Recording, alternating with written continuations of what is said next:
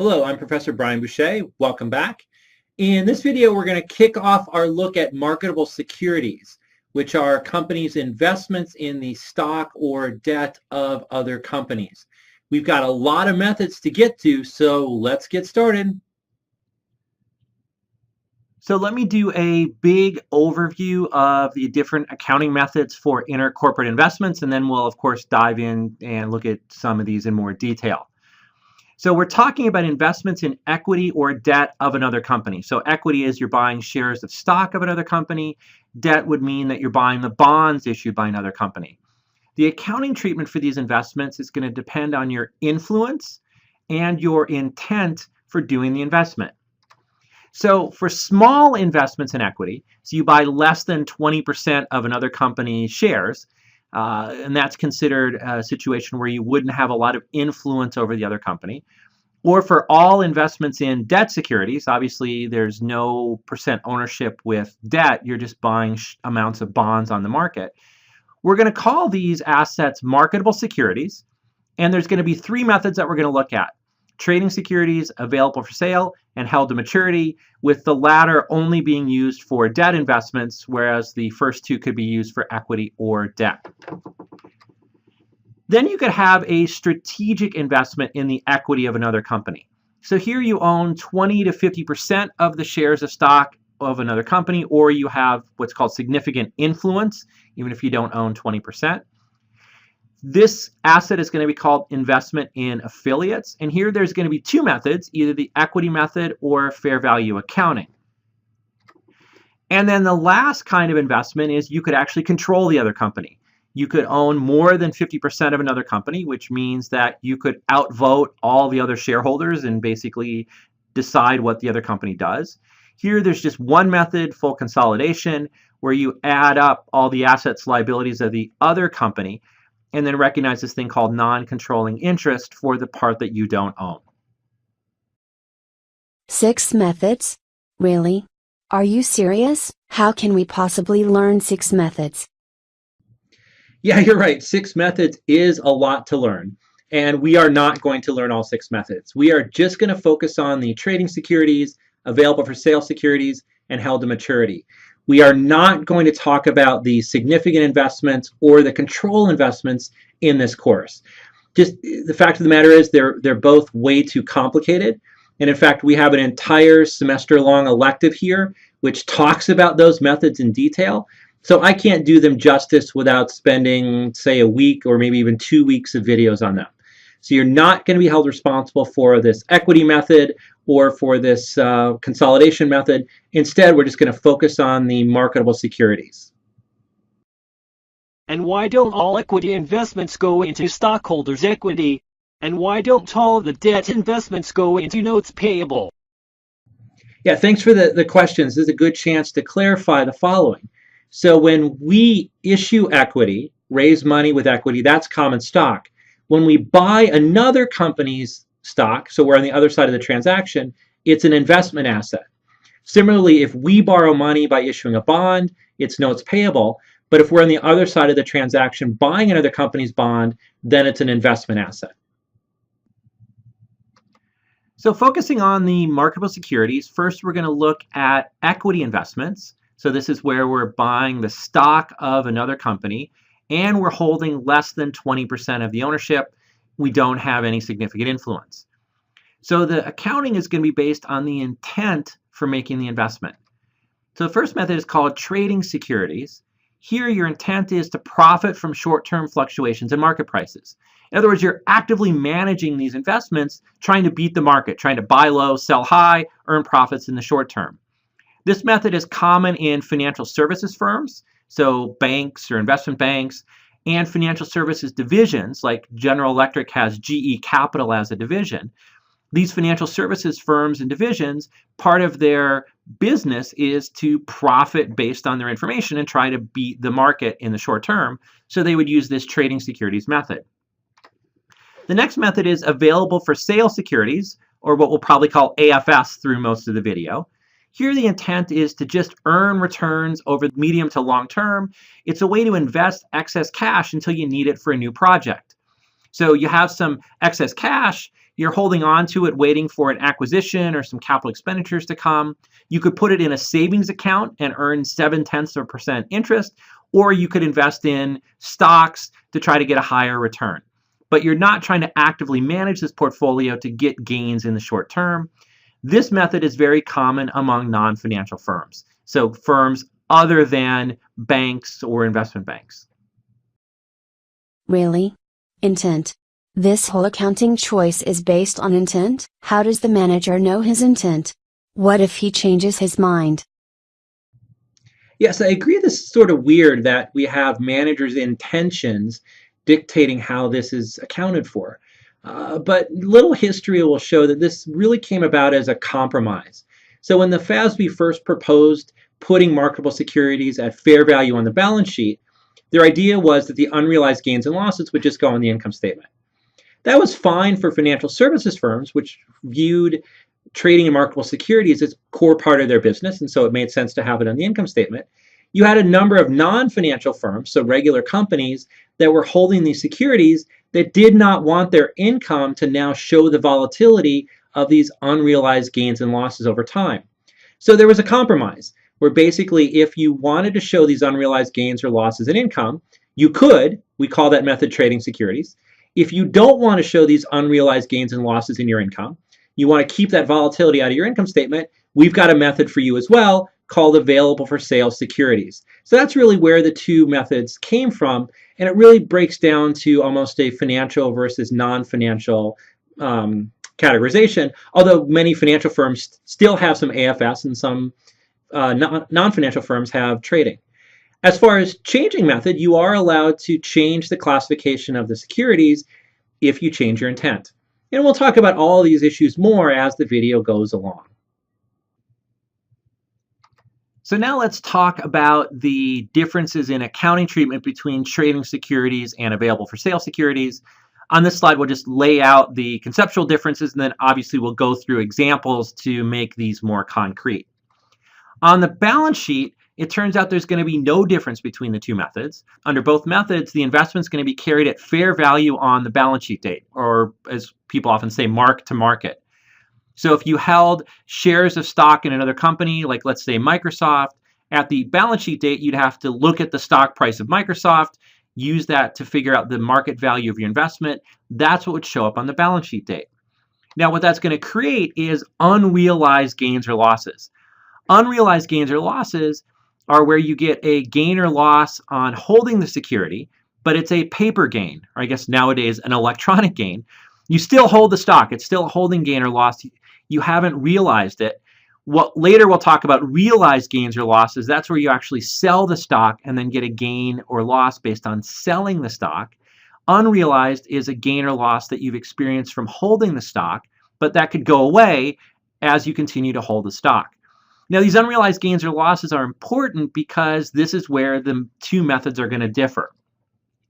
So when we go to the income statement, for trading securities, unrealized gains and losses are going to go directly on the income statement. So if you're holding shares of Microsoft stock over the quarter, it goes up in value, you get an unrealized gain. That unrealized gain goes on the income statement as part of your net income.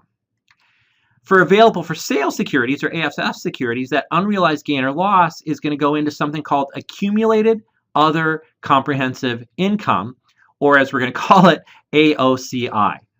So we're going to talk more about AOCI later on in the course, but we have to introduce the concept here because it is an essential part of this accounting treatment.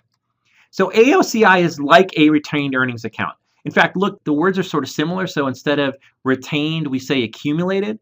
Instead of earnings, we say comprehensive income, which sort of sounds like earnings. But the difference is that transactions go directly into AOCI without appearing on the income statement. So think back to how we do things that go on the income statement. Like a trading security gain would go on the income statement into net income, and then net income would go into retained earnings. For available for sale, this unrealized gain or loss is going to go directly into AOCI without showing up on the income statement. So either way, it goes into stockholders' equity. Stockholders' equity would go up with an unrealized gain, The difference is with AOCI, it doesn't have to go through the income statement like it does with retained earnings. AOCI is going to store up these unrealized gains and losses until the security is sold. And then when it's sold, when we realize the gain or loss, then it's going to be reversed out into the income statement. And obviously, this is very abstract at this point. We're going to go through examples to show you exactly how this works. But one more key disclaimer, transactions actually go into AOCI net of taxes. But we're going to ignore taxes for now, because to do taxes, we'd have to talk about deferred taxes, and we're not scheduled to talk about that for another couple weeks. So just keep in the back of your mind, we're finessing this a little bit. We're having these gains or losses go into AOCI before tax, but in reality, we would take out a tax effect before they would go into AOCI. Accumulated other comprehensive income. That has to be the dumbest account name I have ever heard. What were those FASB guys thinking when they came up with this one? What is this comprehensive income stuff? Why isn't this just income? I like to think of AOCI as the FASB's attic. You know how a house will have an attic, like a storage room up, near the roof, where you have something that you don't know what to do with now, you store it in the attic until you need it later? Well, that's essentially how AOCI functions, is you have this unrealized gain or loss. It has to go into stockholders' equity because otherwise your balance sheet equation won't balance. But you don't want it to go through the normal income statement return earnings channel. So instead, we take this unrealized gain or loss and store it in AOCI, store it in the attic until we need it. And then when we need it, we take it out of AOCI and run it through the income statement into retained earnings. This will all be clear as we do some examples. But for now, just think of this notion of comprehensive income and AOCI as needing to balance the balance sheet equation. So we have to put things in stockholders' equity, but we don't want to run through the income statement yet. So we just store it up in AOCI till we're ready to run it through the income statement. Then when that happens, we'll pull it out of AOCI, run it through the income statement, and into its permanent home in retained earnings. Okay, so let's start looking at some examples to get a better insight into how these two methods work. So Bot Bank goes out and buys $100 of TK stock, which is less than 20% ownership in TK. Bot decides to classify the investment as trading security because their intent is to try to profit on this investment in the short term. Their journal entry is they debit marketable securities to create the asset for the investment, and of course credit cash because they're paying cash. Meyer Company, a non-financial firm, goes out and also buys $100 of TK stock, also less than 20% ownership. They decide to classify the investment as an available for sale security because they're making this investment as like a medium-term use of cash. They're not trying to profit in the short term. They just want to have a decent return on their cash until they need to use it to make some kind of strategic investment. Their journal entry is the same. They debit the investment asset, marketable securities, credit cash. And so when you buy the securities, there's no difference between AFS and trading. Now we receive dividends from TK stock. So Bot Bank gets a $5 dividend payment from TK stock. Their journal entry is debit cash, so they receive cash, $5, credit dividend revenue. So you get to record this as a source of revenue on the income statement, $5. Meyer gets the same dividend because they own the same percent of stock, and they make the same journal entry. They get cash, they get to record it as dividend revenue, and there's no difference, again, between the two methods anytime we receive a dividend on our investment. Really? There are two methods, but all of the entries are the same? This sounds like accumulated other comprehensive nonsense. Accumulated other comprehensive nonsense. I love it. Can I steal that one from you? So now we're going to get to the part of the example where the two methods will have different outcomes. Now let's look at what happens when we get to the balance sheet date. So it's the end of quarter. We need to put out our financial statements, and we have to mark our investment to market value. So at quarter end, Bot Bank's investment in TK stock is now worth $103. So we bought it at $100. Now it's $103, so it's gone up in value by $3. So what we do is, first of all, in the journal entry, we debit marketable securities by 3 to increase the balance in that account from 100 to 103, which is the current market value. And since it's a trading securities method, that gain goes onto our income statement. So it's going to be treated as like a revenue account, show up in the income statement, and then eventually work its way into stockholders' equity through retained earnings. Meyer Company has the same investment in TK stock, and so at quarter end, it's also gone up to 103. Their journal entry is debit marketable securities by 3. So the balance sheet is the same under both methods, where we mark it to the current market value or fair value. So we need to increase the investment account by 3 to get it from 100 to 103. But what differs is under the AFS method, we credit accumulated other comprehensive income.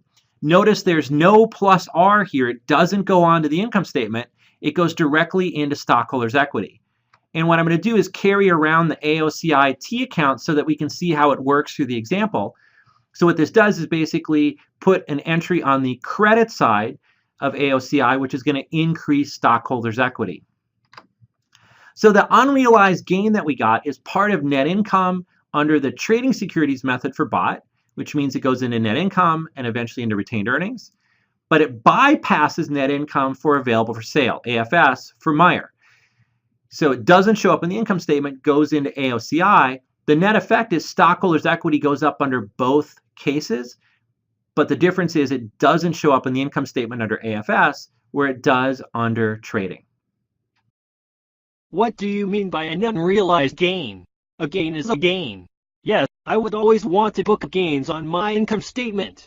I don't care whether they are unrealized or not. Yeah, good time for a reminder that an unrealized gain is called unrealized because you still hold the stock. It's essentially a holding gain or a paper gain. It could go away tomorrow if the stock price drops. This is different from a realized gain, which would happen when you actually sell the stock and it locks in the total gain that you're going to get on the investment. And of course, it'd be nice to always book unrealized gains in income, but how about unrealized losses? It's one of these things where you have to choose the method. You can't choose it after you see the gains and losses. You have to choose it before. Maybe you can choose it after. We'll talk about that a little bit later. Finally, both companies decide to sell their investments. So after the quarter end, BOT Bank decides to sell its TK stock, and at that point, the price is 101. So the journal entry is BOT is receiving $101 of cash. Makes sense, right? They sell their stock for 101. That's how much they get in cash. They get rid of the asset account. So remember, we just wrote the asset balance to 103 at the quarter end. So to get rid of that balance, we need to credit marketable securities for 103. And then we plug a gain or loss. In this case, it's a loss because we need a debit. So it's a loss on investment of 2. That will show up as an expense on the income statement and then eventually reduce stockholders' equity when we run it through retained earnings. Meyer also decides to sell its TK stock for 101. Now, this seems sort of strange because they did available for sale, which meant their intent was to hold it for the medium or long term. But even if that's your intent, you're always allowed to change your mind. So if Meyer eventually decides they need to sell the stock now to get the cash, it's okay to do that even though they chose AFS. It's based on your original intent, but you can change your mind if you need the cash to fund some kind of project. So anyway, Meyer also gets 101 cash, and they also remove the marketable securities balance of 103. So these two parts are not different between the two methods. You get the same cash, debit cash. You get rid of your balance in marketable securities, which is 103 under both methods. But what's different under AFS is we were storing up this gain under AOCI. So let me bring up the T account. So we had this credit balance where we were storing up this gain of 3 until we sold the stock. So it's like we put it up in the attic until we need it. Well, now that we've sold the stock, we need to pull that gain out of the attic. We need to remove it from AOCI. And the way you remove it from AOCI is a debit. By debiting AOCI, it cancels out that credit and gets the gain out of there completely and leaves a 0 balance in AOCI.